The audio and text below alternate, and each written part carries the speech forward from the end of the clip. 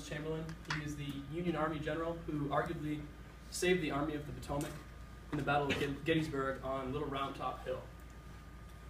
I researched Chamberlain because his character is absolutely exemplary. And while he may not be a prominent historical figure, he's not obscure, but at the same time, we don't research him in history classes all the time. So, while his character is absolutely exemplary, this brings to question the concept of what a hero is. And sometimes, heroes are looked at as symbolic or just worshipped, as opposed to looking at the whole person. Fortunately for Chamberlain, it does not require that we neglect his actions off the battlefield and create a marble statue of him. He demonstrated courage, respect, and leadership, and we can arrive at this conclusion through a whole person character analysis. A little background on Chamberlain. He was born September 8th, 1828 in Brewer, Maine. He grew up to tales of lumberjacks, Indians, and watermen, and as a result, this kind of influenced his writings later on, because most of what we know about him is through his memoirs and his first-person accounts of his action. The Passing of the Armies is his memoir, and in that memoir, it's extremely romanticized. Everything is absolutely poetic, and he's criticized for that because it doesn't give a very accurate representation of what happened in battle. His religion, he was a Congregationalist, and he was a devout man of God. So throughout his life, he actually considered being a minister. He went to seminary school, as I'll talk about later. But that deeply influenced him as well. He attended Bowdoin College in Brunswick, Maine, and while he was there, his professors had a deep impact on him, particularly Calvin Stowe, who, as you might put together, is the husband of Harriet Beecher Stowe, the author of Uncle Tom's Cabin. So this brings me to Chamberlain's first somewhat character flaw. He was not a sympathizer of the cause at this point, and because of that, that's because he was a Democrat. He advocated slow change, somewhat similar to Abraham Lincoln. So I say that as kind of a flaw because he could have been a little more invested in the cause that he went off to fight. But he's not a champion of this cause, so that is definitely one of his first major flaws. He became engaged to his wife, Fanny, who he met at Bowdoin College in the fall of 1852, but they shortly thereafter parted ways, and she went to Georgia to become a teacher, and he went to Bangor Theological Seminary for 3 years.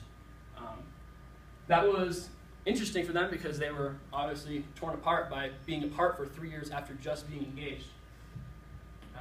Eventually, he left his dreams of becoming a minister behind to be with his wife at Bowdoin, and he became a permanent professor.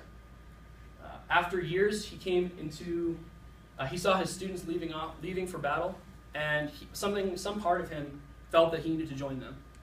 So he left his position in 1861 for the Civil War, and this brings me to his second major flaw. He consulted absolutely no one in this decision. He pretty much looked at himself and God and what he thought was right, and that was about it.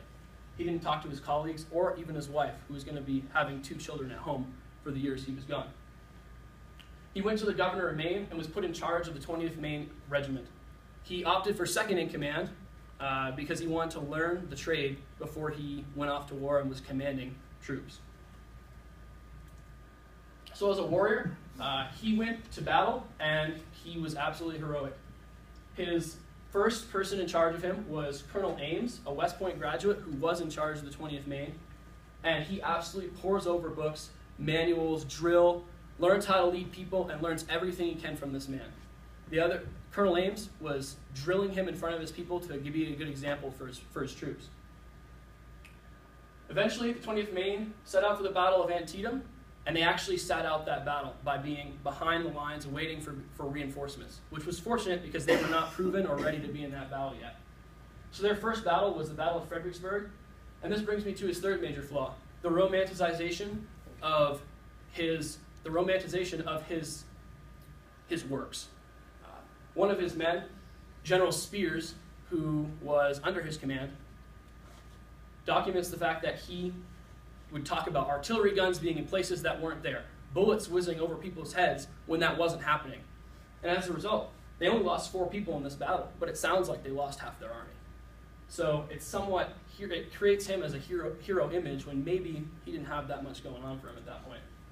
But he did become absolutely famous, and that's when he assumes the command of the 20th Maine. In the Battle of Gettysburg, the people of the 20th Maine are put on the edge of this hill at Little Round Top, where the Confederate Army tried to outflank the Union troops. This ridge was vital, and they had to hold on to the ridge at all costs.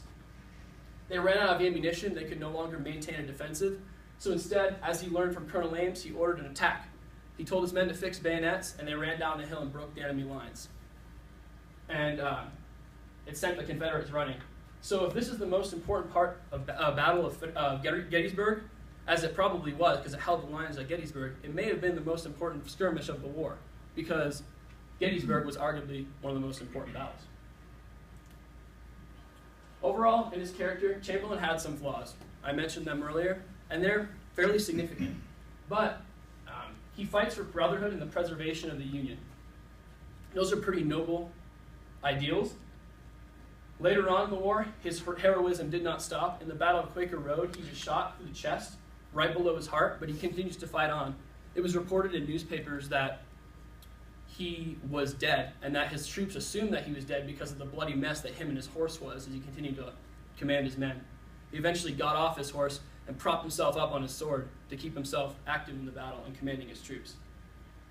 In the end, also, when the Confederates surrendered and Lee's army surrendered, he was put in charge of the ceremonial parade to mark the surrender. Instead of humiliating his enemy, he decides to salute the troops. And as they walked towards him to present their surrender, he ordered his men to go to present arms. It was significant, and it drew a lot of flack from the media, but it was worth it to him because he said that those people had fought valiantly. He also came around completely in his realization of the real historical context of the Civil War.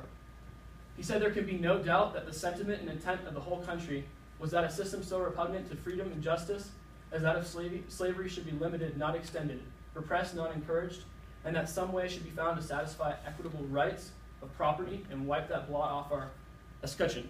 So he came around to the fact of slavery, and this is in 1866, 1 year after the war. So in the end, while Chamberlain does have some flaws, he can be considered a hero. He was intelligent, courageous, and respectful. He was not perfect, but like all real heroes, his actions spoke louder than his somewhat minor flaws. Thank you.